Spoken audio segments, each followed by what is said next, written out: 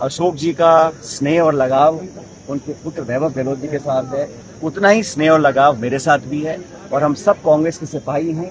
राहुल गांधी जी ने जो संदेश पूरे देश में दिया था कि हम सबको मोहब्बत की दुकान खोलनी है, तो लगातार किसानों की अनदेखी हो रही है। चुनाव एक करा नहीं रहे, ना शासन के करा रहे, सुप्रीम कोर्ट आदेशित कर रहा है, फिर भी बहानेबाजी करके चुनाव टाल रहे हैं, क्योंकि जनता का आक्रोश से झेल नहीं पाएंगे। 22 लाख बच्चों का भविष्य खराब कर दिया, नीट के पेपर लीक हो गए, भाजपा को 12 साल हो गए।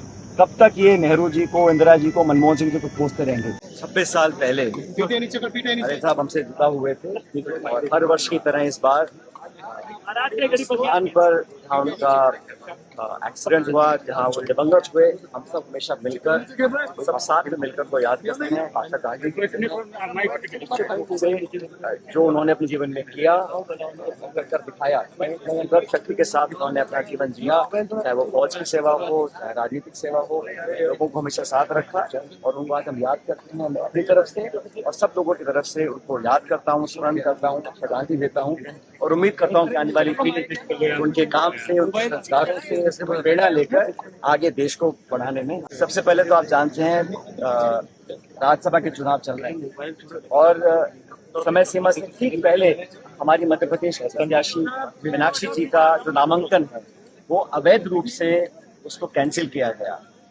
ये बड़ा प्रत्याशित है कि एक राष्ट्रीय पार्टी का जिसका बहुमत हो उसका नामांकन बिना किसी कारण के कैंसिल किया जाए। और मुझे खेद है बताते हुए कि मीनाक्षी जी जो कारण बताए गए हैं कि उन्होंने कुछ तथ्य छुपाए थे, वो सरासर झूठ है। उनके ऊपर कोई मुकदमा, कोई एफआईआर, कोई चार्जशीट, कोई केस, कोई कन्विक्शन नहीं है। कोई एक नोटिस उनको भेजा गया था, और सुप्रीम कोर्ट का स्पष्ट निर्णय है कि किसी छोटे मोटे कारण की वजह से त्रुटियां पाकर आप नामांकन रद्द नहीं कर सकते।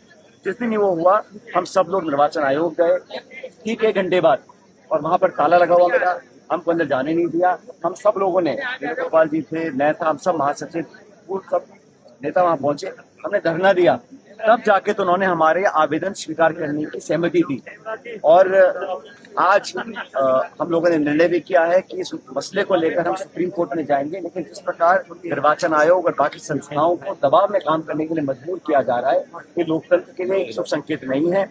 मुझे खेद है कि भारतीय जनता पार्टी की सरकार ने लगातार दबाव बनाया अधिकारियों पर, प्रशासन पर, निर्वाचन आयोग पर, और उसी की वजह से इस प्रकार के काम हो रहे हैं। पहले एसआईआर हो, वोटर लिस्ट हो, अनियमितताएं हो, उसका विवरण पूरा देश जानता है। लेकिन अब आप विपक्षी पार्टी का नामांकन रद्द कर दें, ये पहले कभी हुआ नहीं है। और मुझे लगता है बहुत बड़ी साजिश है। लेकिन हम न्यायपालिका में भी जाएंगे, लेकिन देश को जागरूक करेंगे किस प्रकार से भारतीय जनता पार्टी अपने विरोधियों को नाजायज तरीके से दबाने की कोशिश कर रही है। बाकी राजस्थान और प्रदेश में जो चल रहा है हम देख रहे हैं, भ्रष्टाचार के इतने सारे खुलासे हो रहे हैं, और ये सरकार आंखें बंद कर काम नहीं करने दो, अनसुनी कर रही है सारी बातों को। तथ्य आ गए, मीडिया में प्रकाशित हो गया, लोग पकड़े जा रहे हैं, क्योंकि आपसी सरकार में धुंध इतना है, आपसी खींचतान इतनी है कि सत्ता का केंद्र कौन बने। पर इस मसले को लेकर लगातार सरकार में असमंजस बना हुआ है, और पूरे देश की जो प्रदेश की जनता है वो पीड़ित है। लूटपाट हो रही है, अत्याचार हो रहे हैं, गोलियां चल रही हैं, बलात्कार हो रहे हैं, महिलाओं दलितों के साथ पूरा शोषण खुलेआम हो रहा है। और आप जानते हैं कि ग्रामीण क्षेत्र में अब नरेगा बंद कर दी गई है, और एक नई योजना का नाम से चालू कर रहे हैं। लेकिन ग्रामीण विकास में योजनाएं जो स्वीकृति होती है वो सब ठप पड़े हैं।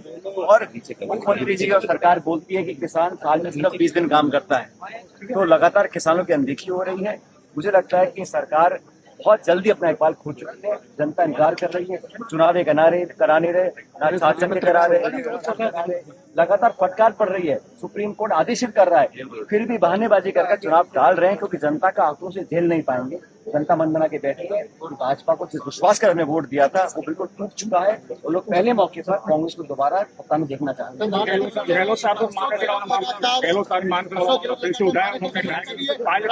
मांगनी चाहिए। उन्होंने कहा कि वो राष्ट्रीय अध्यक्ष बनना चाहते थे, लेकिन उनकी साजिश हो गई।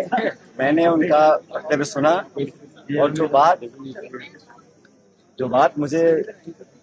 मैंने सुनी, और जो बात मुझे कहनी आप लोगों को, मुझे जितना याद है, उन्होंने बड़े प्रेम से कहा कि जैसे अशोक जी का स्नेह और लगाव उनके पुत्र वैभव गहलोत जी के साथ है, उतना ही स्नेह और लगाव मेरे साथ भी है। और हम सब कांग्रेस के सिपाही हैं। राहुल गांधी जी ने जो संदेश पूरे देश में दिया था कि हम सबको मोहब्बत की दुकान खोलनी है, सबको मिलकर भाजपा की दमकारी शासन का मुकाबला करना है। उस मुहिम में हम सब कार्यकर्ता, नेता, पदाधिकारी, छोटे बड़े हर पीढ़ी के लोग मिलकर संघर्ष कर रहे हैं। और मुझे विश्वास है कि राजस्थान कांग्रेस हमेशा से मजबूत रही है और एक मिसाल बनी है पूरे देश के अंदर। उस परिपाटी को हमें आगे बढ़ाना है। गहलोत साहब ने कहा पारिन साहब, आप कोई भी नेता कुछ भी बोलते रहा, लेकिन आप स्नेह की बात क्यों करते हो? बुरा कई बार बुरे यूपी का नेता कुछ बोल दिया था, गहलोत साहब भी कई नेता स्टेज पर बोलते हैं, आप क्यों नहीं देश के बोलते हो ऐसा? सामने इतनी बड़ी चुनौतियां हैं।